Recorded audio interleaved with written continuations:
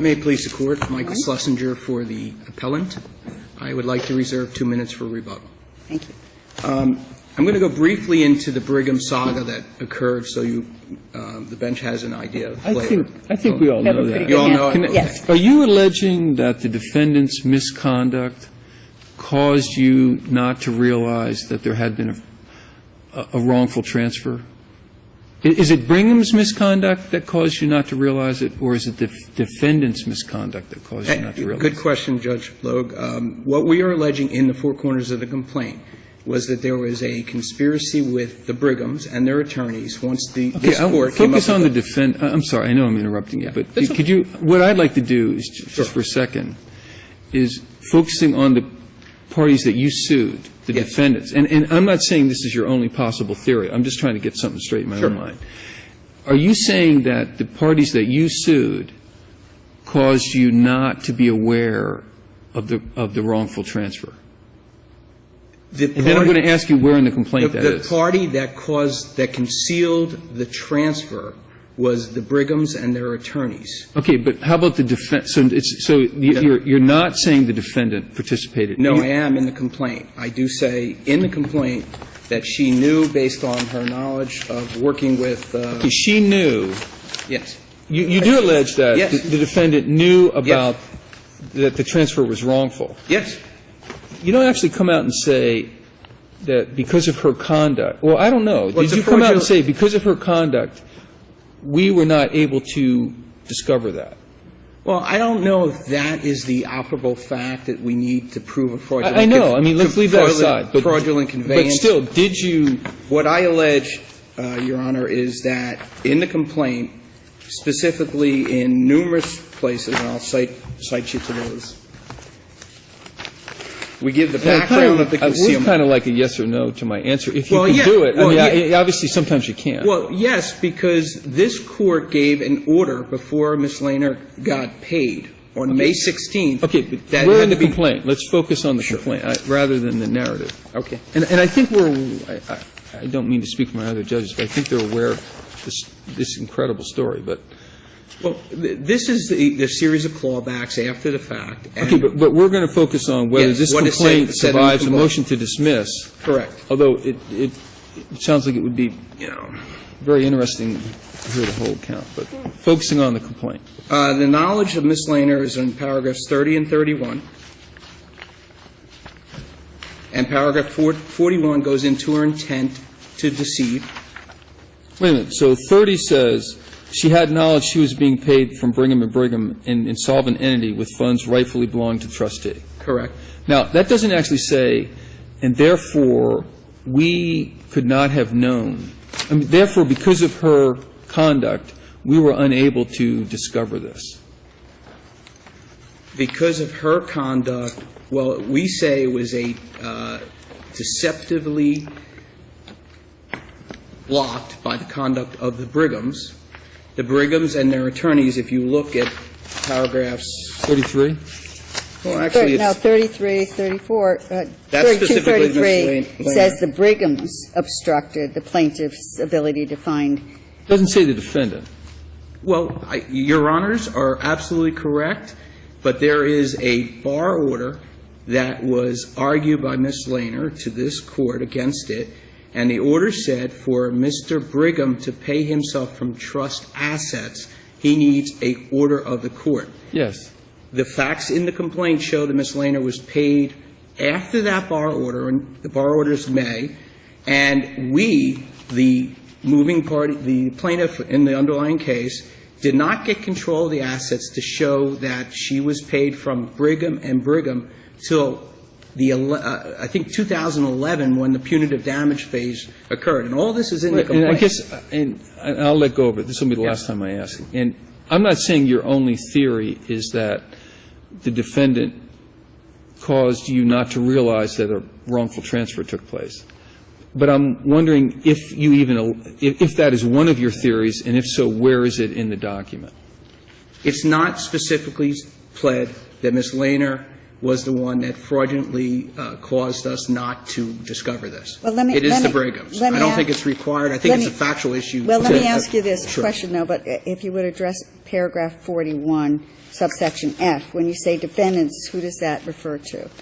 Because it says, defendants knowingly received and accepted the transfers with full knowledge that these funds or assets were the result of the Brigham's unlawful conduct, as found by the Third District Court of Appeal, and with full knowledge that these funds or assets were rightfully property of the trust and that the Brighams had previously been ordered to return to the trust.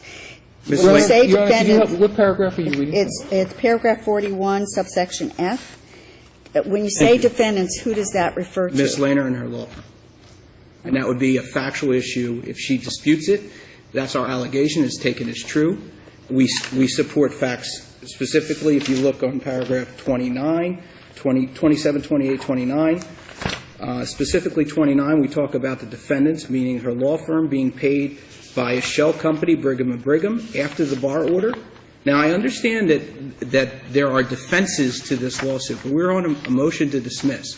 And what was found in the lower court was that on the face of the complaint, the claims are barred by a statute of limitations. Let me ask you about the statute of limitations Yes. specifically, because when was the successor trustee first appointed? Was it in August of 2010 or prior to that? It was, I believe, in 2010. So August 27th, about 2010, is when the successor trustee, Robin Forbes, is first appointed. Correct. There was a final judgment after the mandate of this court by Judge Stetton. Okay, but And- that's when the successor trustee takes over. Correct. Then my understanding is that this instant complaint was filed February of 2012. Correct. So how would this be outside the statute of limitations? Because the material that we discovered was in 2011 during the punitive damage phase, which showed that Mr. Brigham, and it's in the final judgment, actually sold assets, gold and other assets, and it's in the complaint. No, I understand, but you're misunderstanding my question. My question is, if you're looking at knew or should have known, Right. how could the successor trustee have known any time before the successor trustee is appointed We couldn't have known. of this claim? We couldn't Does have- it relate? And that's why that's going to be my next question.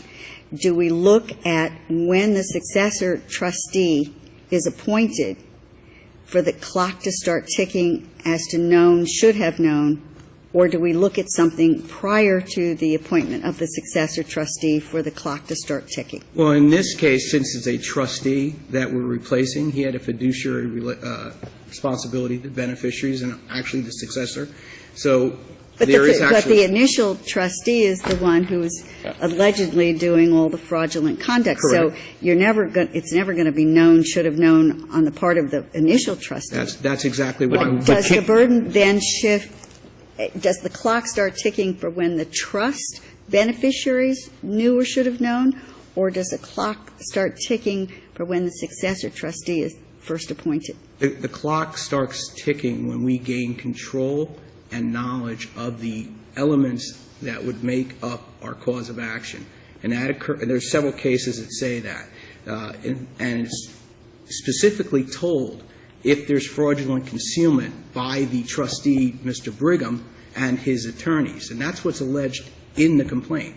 It may be we're back here at the end of the day after factual analysis, an evidentiary hearing, or something on the statute of limitation. But for your question, Your Honor, it begins to tick according to the cases that we cite.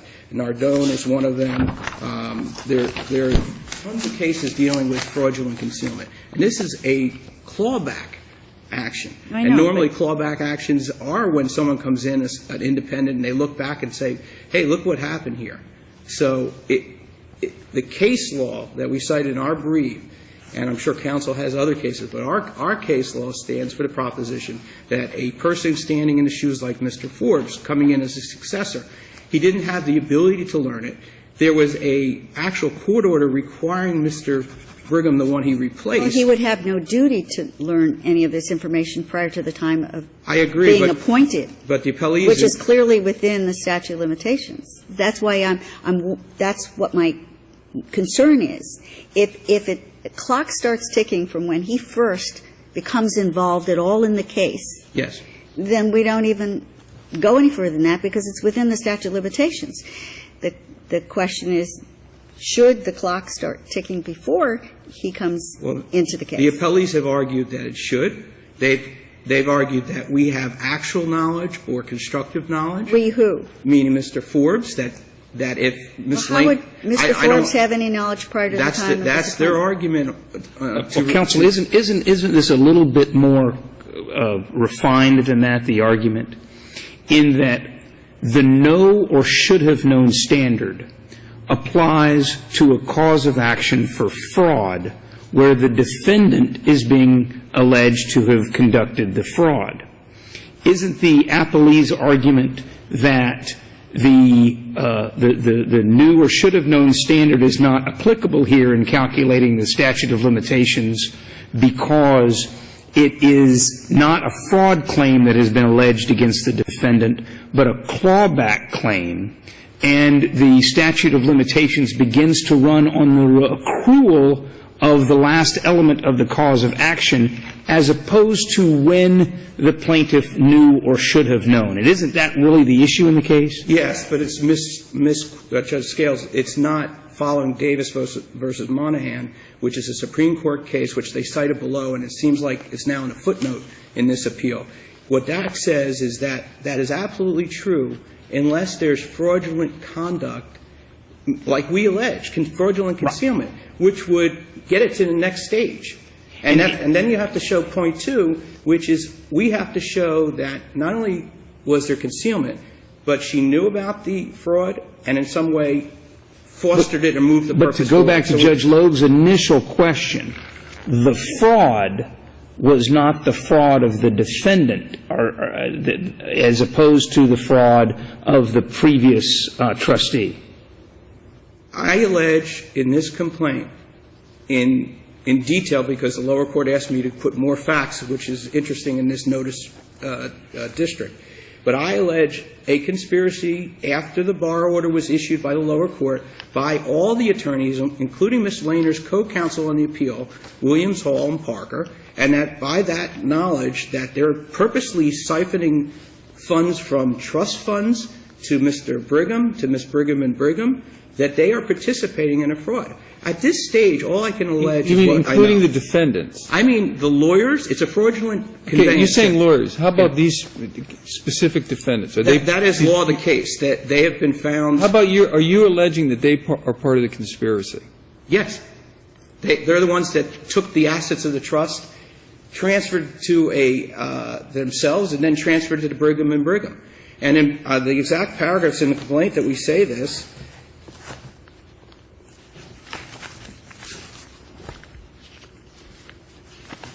probably the closest you come to that is the paragraph that Judge Rothenberg referred to, 41F. Well, that's with regard to the actual fraudulent conveyance. But the actual conspiracy is in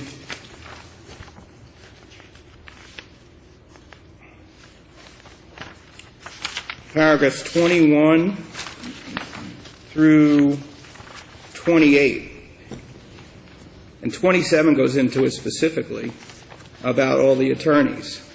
And Williams Parker was co-counsel with Ms. Lehner. They hired her specifically to go after the lower court. Do you even mention the defendant in paragraph 27? No, I mentioned her, I think, in 33.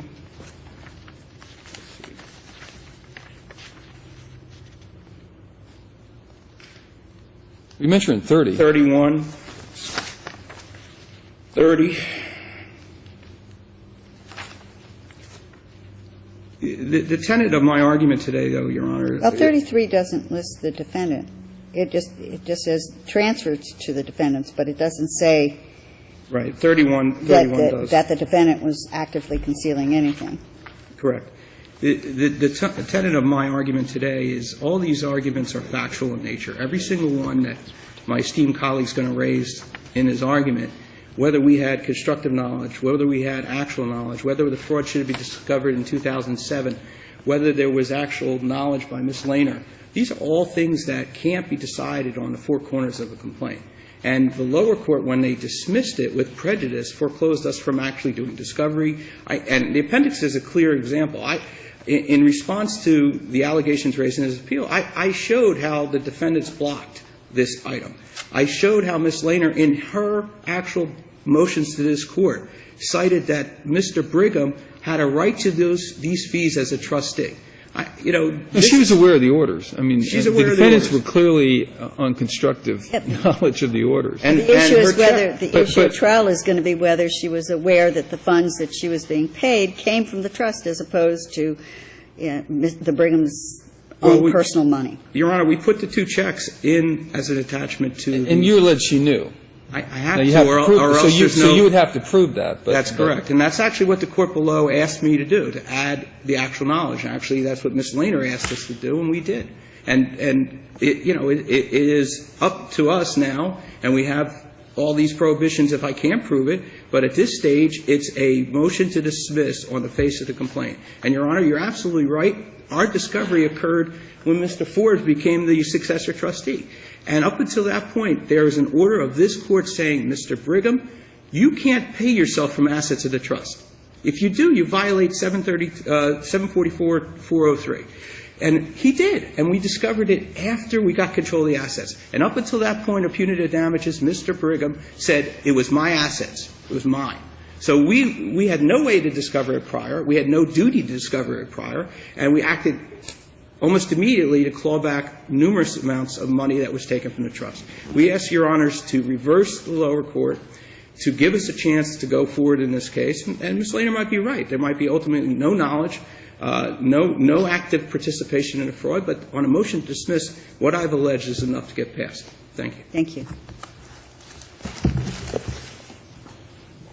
May it please the Court, Joel Perwin and Lisa Lehner for the appellees. On this last point, let me just start by emphasizing the standard, because respectfully, what she knew or should have known is not the appropriate standard. She has to be an active participant in a fraudulent scheme. The Jackson case, even though he knows that the transfer of all the debtor's trust property is a fraud on creditors, even protected, although he knows the debtor is actuated solely by a desire to defraud his creditors. The Goddard case, the complaint must allege that they were a fraud on the plaintiff and that the defendant participated in it. The Miles case, the defendant is creditor is not liable, although he knows the debtor's insolvent, he knows the transfer is all of its property, he knows there are other creditors, and he knows the debtor is actuated solely by a desire to defraud his creditors, and the effect of his actions is to defeat them. The attorney representing the client has to be a conspirator in the fraud. Even if she knows where the money's coming from or should know where the money is coming from, she is not liable under the clear authority and uncontradicted authority that she acted with fraudulent intent and participated in the fraud. Imagine what could happen if I represent somebody, he's committing all sorts of fraudulent acts, he's secreting all sorts of money, and then they get a judgment against him, they can't collect, so they go after me. And they said, you know he was using my money. You were aware of that. That's going to get the lawyer off the hook. He's got a confidential relationship with his client. That's going to make the lawyer have to pay his fees to satisfy his client's debt. That's the reason for this rule. There must be an intent to defraud. Mr. Perlin, is this a different case? Should we analyze this differently in light of the fact that there was a bar order issued by a court and that, unlike your hypothetical, the defendant is an attorney who is subject to the bar order? She knows the bar order. She knows the prohibition against her client. She doesn't know where the money's coming from. Your argument was her knowledge of where the money is coming from is irrelevant. It's not sufficient. I'm not saying it's irrelevant, but it's not sufficient. So if the plaintiff was able to establish that your client as an attorney knew the money that she was being paid was being paid in violation of a bar order, that would not enough. Not enough. And What else would you need? a conspiratorial participation in the fraudulent act. I've read you the cases that say that. It's not enough to know exactly what Judge Dale... Why would that not be a part of the conspiracy if the trial court has ordered that no funds come from the trust to pay any attorney's fees without the court's approval?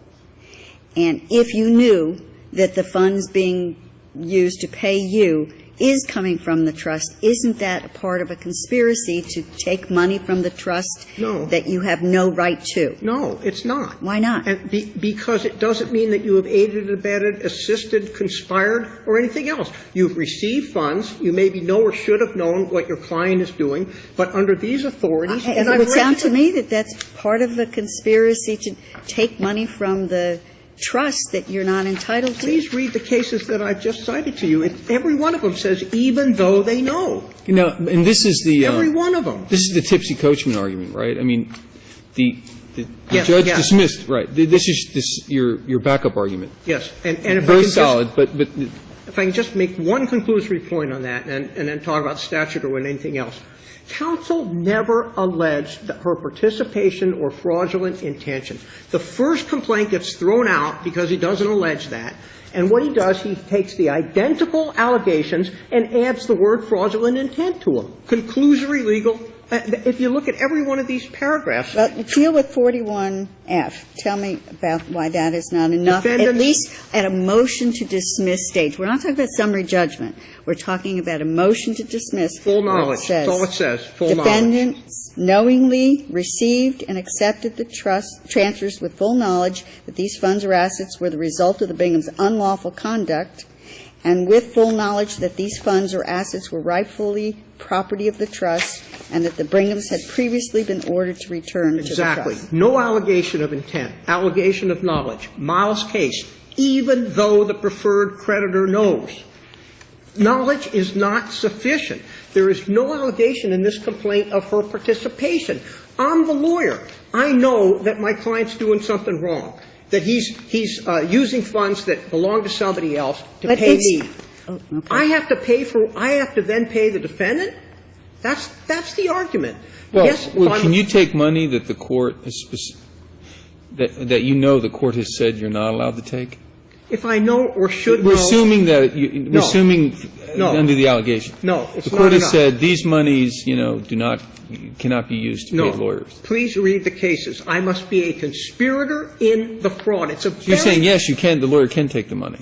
The lawyer's aware of a court order that says this money will not be used to pay lawyers. And that's not part your of the argument, your theory is the lawyer can take the money? It seems a little.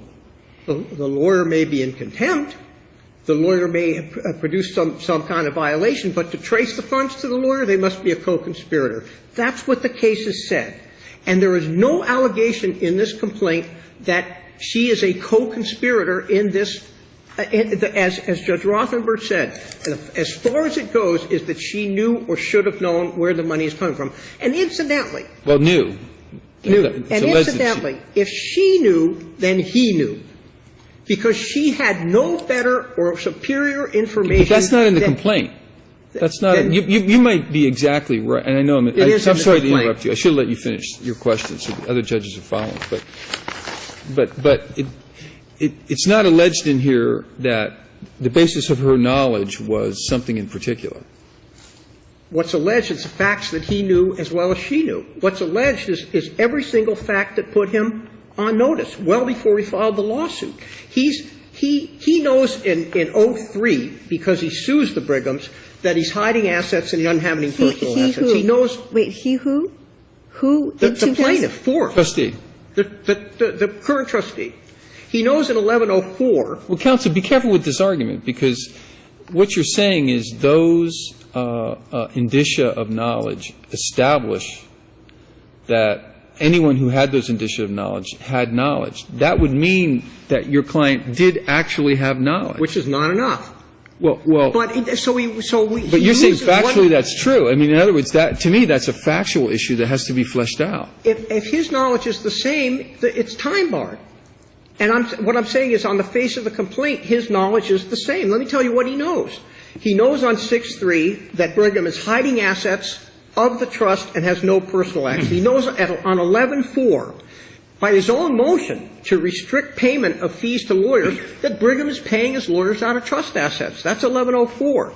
He knows in 05 that Lehner's in the case because she handles the appeal. So he's one of these lawyers that they're paying. I'm sorry. Could you just back that up? Explain to me. You're saying that the successor trustee who was not appointed in 2010 is involved in this litigation, involved in the trust well before 2010? He's a beneficiary, and he's the successor trustee. Because he's a beneficiary. He's a beneficiary. So he knows, that was my initial question, is it the known, should have known when he becomes the trustee, or do you look back at the beneficiaries of the trust? That goes to my initial question. Beneficiary, yeah, you look back, he's a beneficiary, he's the plaintiff in the first lawsuit against this guy. He's in privity as trustee once he becomes trustee. And incidentally, Judge Rothman, this argument's never made. As counsel very frankly admitted, he never argued. But it's for my own personal understanding of the known, should have known standard. When does the clock start to tick? Understood. And so my argument would you're be, saying as a beneficiary, although the trust is being administered by someone other than the beneficiary, you're saying as the beneficiary, because he's a plaintiff, he knew or should have known that the money that was being paid to the lawyers, despite the court's order, was in fact coming from the trust. And yes. How would he know that? How would he know that as a beneficiary? I'm sorry. He knew in 603 that Brigham was hiding assets and had no personal assets. He knew in 1104, in his own motion, to restrict payment of attorney's fees, that Brigham was paying his attorneys out of trust funds. Okay, but does that establish as a matter of law that anyone actually had knowledge?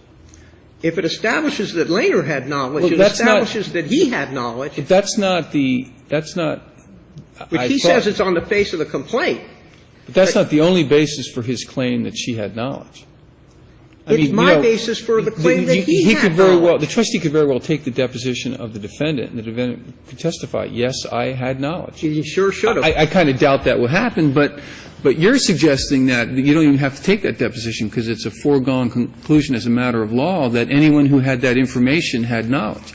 I actually think the opposite is true. Foregone conclusion is not it's reasonable possibility of a lawsuit. That's the standard. Foregone conclusions it's inquiry notice. Does he have facts that puts a reasonable person on notice that there is a reasonable possibility of an action against her? Let me just go to point 3. He knows Lehner is in the lawsuit, in counsel, who this guy is paying out of trust assets, paying counsel, 6 years before he files the lawsuit. He knows, and then Brigham wins the first lawsuit. So Brigham files a motion for fees, and he lists her as his lawyer, and he lists the amount that she's been billed. So you're saying this put him on reasonable notice? Of course. That there was a potential claim? Of course. But isn't that a factual determination then? I mean, we're talking. That's what troubles me. This is a motion to dismiss, and you don't get into.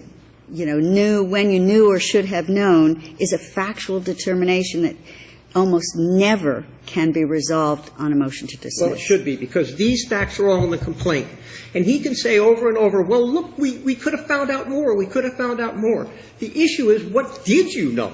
Not what could you have known, on the basis of what you knew on this scenario. What you're saying is that which is all in the complaint. As a matter of law, if you know that there's a court order that you're not allowed to take out any fees for attorneys without court approval, and you know that the prior trustee is relatively without funds, then you're saying as a matter of law, you know that every attorney that's being paid is being paid improperly from trust money. I mean, that's really what you have to say. I'm saying you're not even saying should have known. You're saying you know.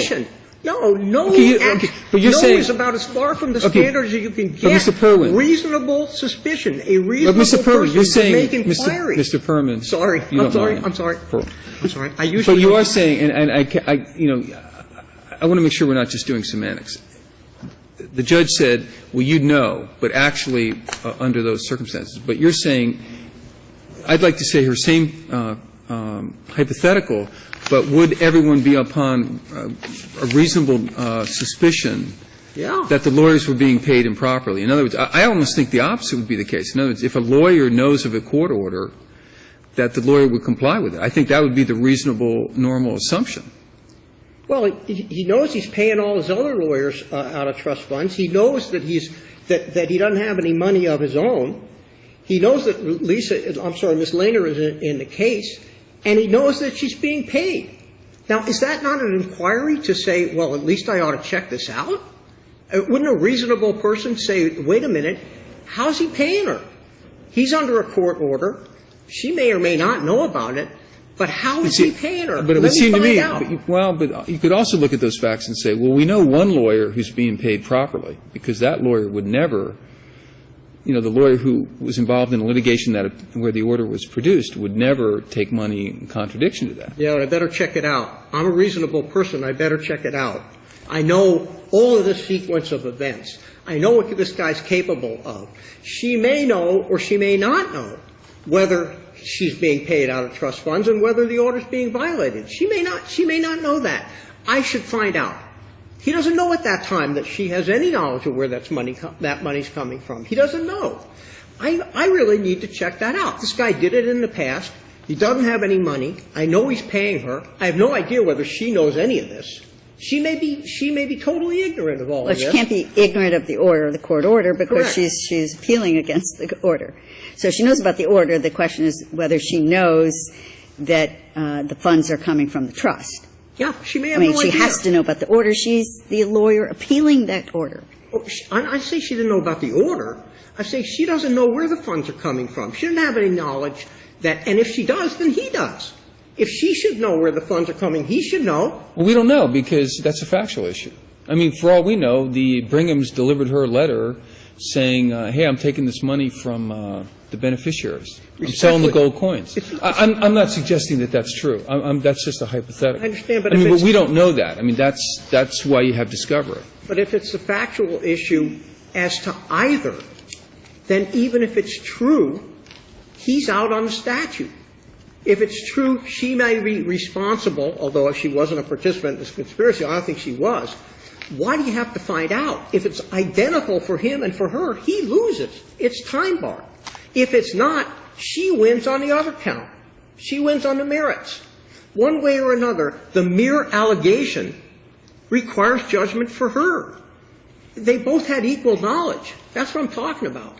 She doesn't know anything more than he does. Well, let's see, but we cannot ascertain that in a complaint. Sure can. You can look at exactly this sequence of events. It tells you exactly what he knows. But the complaint doesn't say, and the only knowledge that the defendant had were these facts. It doesn't matter what else he knew. It says If because he of knew the this, Brigham's he was on active inquiry notice. Paragraph 33 says, because of the Brigham's active concealment of the fraudulent transfers, plaintiff did not and could not have become aware of the transfers to defendants until after he was appointed successor trustee. That's what the complaint says. But that's what the complaint says. It's entirely conclusory. The facts of the complaint belie that. It says plaintiff has continued to be frustrated in learning the extent of the Brigham's fraudulent conveyances because to date, Dana Brigham and his former law firm have failed to turn over estate documents and property which has forced plaintiff to file a motion to compel in the Manatee County Probate Court, which is still pending. That's not conclusory. Those are factual allegations. It says stuff he doesn't know, but it doesn't traverse stuff he does know. And there's lots of other things he could have found out and that he didn't know. We're going so far outside of the four corners of the complaint. It's not everything I've read to you. That whole chronology is within the four corners. Every single fact he alleges. So he can say over and over, and respectfully, Judge Rothenberg, you've read them. There's all sorts of other things I should have known. I didn't know this. I didn't know this. He frustrated this. There's plenty of issues here. And all I'm saying is, so what? The issue is what you did know. The issue is what you should have known. And here is what you did know, and here is what you should have known, notwithstanding that there's a lot of stuff you didn't know. And based on what you did know, you were on inquiry notice. If she was on inquiry notice to find out where this money was coming from because she knew about the order, then he knew about the order, then he was on inquiry notice to pursue those facts. One way or another, either the statute has run or he hasn't made sufficient allegations of fraudulent intent. One way or the other, she has to win. And I am... Counsel, I think I understand your argument. Okay. Thank you. Okay, thank you. Just very briefly. Yes. He was successor trustee August 27, 2010. You were right. That's when he took over. Okay, but the claim is that as a beneficiary, you should know this information anyway. Which gets me to the last point, and then I'm out of here. The reason we discovered the payments made to the Williams Parker law firm was that Mr. Brigham, as a trustee and personal representative, served a formal accounting that listed it. That brought the lower court motion to restrict, which brought the bar order in the lower court, which brought this appeal. Afterwards, there was a bar order saying, Mr. Brigham, you have to go to the court to get approval to pay. And at that point, there's a presumption that Mr. Brigham is not being paid by trust fees, and there's no reason for us to go against a court order that Mr. Brigham, as a trustee and a personal representative, has to follow the rules and has to follow the disclosure. There was no accountings after that showed any payments from the trust or the estate. Lastly, everything that counsel raised, we believe, and we said in our answer brief, our reply brief, is factual in nature. This is a motion to dismiss. They dismissed it with prejudice. We ask that you reverse and let us have our day in court. Thank you.